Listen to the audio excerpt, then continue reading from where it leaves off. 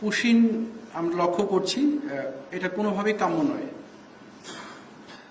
প্রথম কথা হলো সেটা যে একটা পুশিন হতে থাকবে আর আমরা বসে থাকবো, এটা ভাবারও কোনো অবকাশ নেই। যে প্রশ্নটা সেটা হচ্ছে যে সম্প্রতি পুশিনের ব্যাপারে যেটা দেখতে পাচ্ছেন, বর্ডার দিয়ে ভারত প্রতিনিয়তই পুশিন করছে। গতকালকেও 192 জনকে পুশিন করেছে, যদিও বর্ডার এলাকাটা বর্ডার গার্ড বাংলাদেশের নিয়ন্ত্রণে। তো পাশাপাশি ওই এত বড় বর্ডার তো একা বর্ডার মনে হয় করতে পারছেন না বিজেপি। তো সেক্ষেত্রে আপনাদের কোনো পরিকল্পনা আছে নাকি যে মানে পুশিনের ব্যাপারে আপনারা কোনো উদ্যোগ নিয়েছেন? ধন্যবাদ। পুশিন আমরা লক্ষ্য করছি, এটা কোনোভাবেই কাম্য নয়।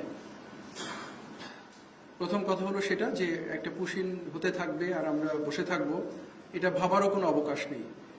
বিজিবি এটা নিয়ে কাজ করছে এবং সরকারের সংশ্লিষ্ট যারা আছেন তারা অবগত আছেন বিষয়টি নিয়ে। ইন্টারন্যাশনাল কনভেনশন অনুযায়ী একটা পার্টিকুলার জায়গা পর্যন্ত সেনাবাহিনী যেতে পারে, তার বাইরে যেতে পারে না প্রয়োজন ছাড়া। তো এই পরিস্থিতিতে পুশিন বিষয়টি আমি মনে করি এখনো বিজিবি সুন্দরভাবে নিয়ন্ত্রণ করতে পারছে। পরিস্থিতি যদি উদ্ভব হয় যেখানে সেনাবাহিনী ইনভলভ হওয়ার দরকার হবে, সরকারের নির্দেশে নিশ্চয়ই সেনাবাহিনী সেটাতে যাবে। বাট এই মুহূর্তে BGB is managing it very nicely এবং নিয়ম প্রথা অনুযায়ী তারা কাজটা করছে।